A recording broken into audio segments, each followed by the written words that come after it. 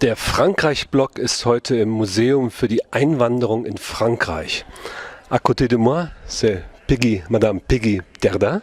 Oui. Bonjour. Bonjour. Merci pour cet accueil ici dans votre musée. Merci à vous d'être venu. Vous êtes responsable pour le département de l'éducation ici. Et vous m'avez permis que je pourrais vous poser quelques questions sur votre musée. Votre musée s'appelle Musée de l'histoire de l'immigration. Alors vous parlez essentiellement de personnes étrangères qui viennent durablement s'installer en France. Oui, alors nous travaillons effectivement sur l'immigration en France depuis le 19e siècle. Donc sur 2 siècles d'histoire de l'immigration en France, c'est-à-dire à la fois sur les étrangers qui sont venus s'installer durablement et donc sur les immigrés, puisqu'il ne s'agit pas de la même chose en France. Donc les étrangers, ce sont des personnes de nationalité étrangères vivant en France.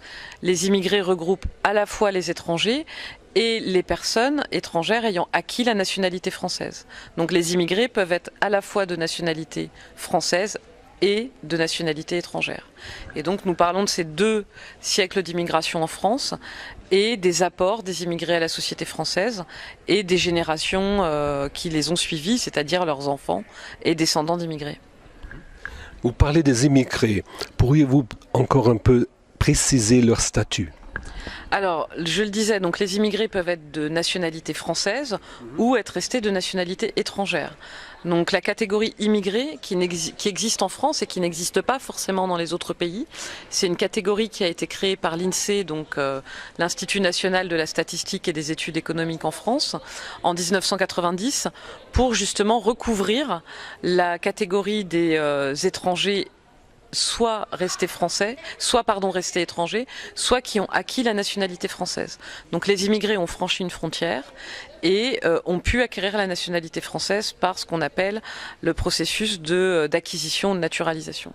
Voilà, et donc aujourd'hui, il y a environ 5 millions d'immigrés en France, dont un peu plus de 3 millions d'étrangers. Donc, ce qui veut dire qu'il y a environ 2 millions d'immigrés qui sont de nationalité française. C'est un chiffre qui est stable, et voire qui a tendance à baisser depuis plusieurs années. Peut-on faire la différence, ou on doit faire la différence, entre migrants, réfugiés et immigrés ? En fait, ce ne sont pas exactement les mêmes catégories. Le mot migrant recouvre plutôt distingue une catégorie plutôt dynamique, c'est-à-dire la personne dans sa migration, une personne qui est en train de migrer. Et d'ailleurs, si on doit parler des personnes étrangères qui viennent en France, il est plus juste de parler d'immigrants, puisqu'ils franchissent une frontière. Un migrant, ça peut être quelqu'un qui est mobile à l'intérieur même d'un pays. Même si aujourd'hui, le mot migrant, dans la presse ou dans l'opinion publique, ça désigne plutôt des personnes étrangères traversant un pays ou venant s'installer dans ce pays. Mais le mot migrant en tant que tel, c'est un mot qui est assez vague et qu'il faut préciser. Le mot immigré, je le disais, ça catégorise des personnes qui se sont installées en France ou dans un autre pays de manière durable et qui ont pu acquérir la nationalité française ou être restés de nationalité étrangère. Le mot réfugié, c'est encore autre chose. Ça désigne des personnes qui ont acquis le statut de réfugié, qui ont obtenu le statut de réfugié. C'est un statut spécifique, international, qui a été défini par la Convention de Genève et qui désigne des personnes à qui se sont vus accorder l'asile, le refuge dans un pays, puisqu'ils ont été persécutés dans leur pays d'origine ou dans le pays duquel ils sont partis pour des raisons politiques, religieuses, d'opinion, et donc qui ont dû demander l'asile, qui ont été demandeurs d'asile avant d'être reconnus comme réfugiés. À qui s'adresse votre musée ? Alors ce musée, il s'adresse absolument à tout le monde. Nous ne nous adressons pas uniquement aux personnes immigrées. Au contraire, notre but, c'est de mettre en avant, de mettre en valeur les personnes qui ont apporté les apports de l'immigration à la société française, apports politiques, économiques, sociaux, culturels, démographiques, etc.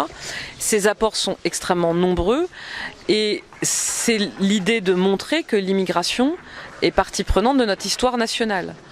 Donc l'idée, c'est pas du tout de créer ou de recréer un clivage entre un eux et un nous. Il n'y a pas de eux et de nous. L'idée, c'est de montrer ce grand nous, cette grande société française qui s'est construite notamment par les apports de l'immigration. Donc on s'adresse à tous les Français, qu'ils soient immigrés ou non.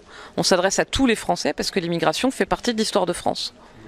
Votre musée est divisé en fait en 3 parties. Vous avez une exposition permanente, des expositions temporaires et le travail pédagogique que vous fournissez. Mais cette exposition permanente est divisée en 3 parties avec des repères principaux. Alors, effectivement, on est un musée et on est plus qu'un musée. Le cœur de l'institution, c'est effectivement notre musée, l'exposition permanente repère de siècles de l'histoire de l'immigration en France, les expositions temporaires qu'on programme tous les ans, comme en ce moment une exposition consacrée aux frontières, qui est une exposition vraiment d'actualité, puisqu'elle parle notamment de la traversée des frontières actuellement en Europe et de toutes les questions qui se posent à l'Europe aujourd'hui, mais aussi en n'oubliant pas de regarder dans le rétroviseur. C'est aussi notre particularité, c'est d'historiciser ces questions de l'immigration. Et puis nous avons également donc effectivement une programmation pédagogique, mais aussi une médiathèque, la médiathèque Abdelmalek Sayad, qui regroupe de très nombreux fonds documentaires, cinématographiques, audiovisuels, sonores, sur toutes les questions liées à l'immigration. Nous avons également une programmation artistique et culturelle, avec des spectacles, du théâtre, des concerts, une programmation de conférences, de débats. Et on a également un réseau, c'est-à-dire que le musée travaille en réseau avec des associations, des collectivités partout sur le territoire, mais aussi en Europe. Donc on a vraiment une activité multiple, extrêmement forte et qui a vocation à toucher tous les publics. Quant à l'exposition permanente, c'est une exposition qui est pluridisciplinaire, c'est-à-dire que nous sommes un musée d'histoire, mais nous avons choisi d'ouvrir en fait nos collections en constituant des fonds qui sont pas seulement des fonds historiques ou des fonds d'archives, mais aussi en recueillant les témoignages de migrants. Pour nous, c'était extrêmement important de ne pas parler à leur place, mais de leur donner la parole. Nous avons également une collection d'art contemporain extrêmement importante, et puis toute une collection autour des photographies, autour des archives, autour de l'apport de la sociologie. Donc voilà pour cette exposition permanente qui couvre 2 siècles d'histoire de l'immigration en France et qui n'est pas conçue selon une progression chronologique, mais selon une progression thématique.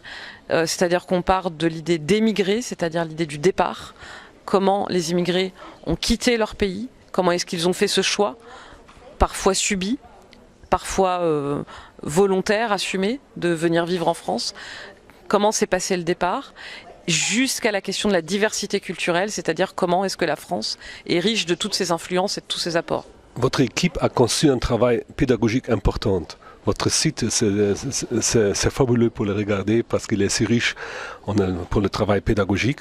Combien de personnes sont dans cette équipe ? Alors sur le département éducation uniquement, nous sommes donc moi-même, une personne qui assiste l'ensemble du département et 3 professeurs relais qui travaillent à temps partiel, c'est-à-dire qu'elles sont soit devant les élèves, soit elles travaillent avec nous ici au musée. Donc toutes les ressources pédagogiques effectivement sont conçues par cette équipe et elles sont librement accessibles. C'est vraiment une volonté de notre part de les mettre en accès libre sur le site internet effectivement. Pourriez-vous citer des exemples? Comment intervenez-vous dans le débat public? Vous l'avez déjà dit avec des expositions temporaires sur l'art, mais vous avez dans ce sens aussi une certaine mission à remplir, n'est-ce pas? Alors on a une mission pédagogique, on a une mission citoyenne, effectivement. En fait, nos interventions et la manière dont on s'adresse aux Français, elle est extrêmement vaste, extrêmement large. Je l'ai dit, par le langage de l'art, pour nous, qui est extrêmement important, que ce soit dans les expositions, en donnant à voir, par exemple, le regard des artistes contemporains, des photographes, par exemple, en ayant toujours, encore une fois, cette approche aussi historique sur ces questions-là, en programmant aussi des artistes, des danseurs, des hommes de théâtre, des hommes et des femmes de théâtre.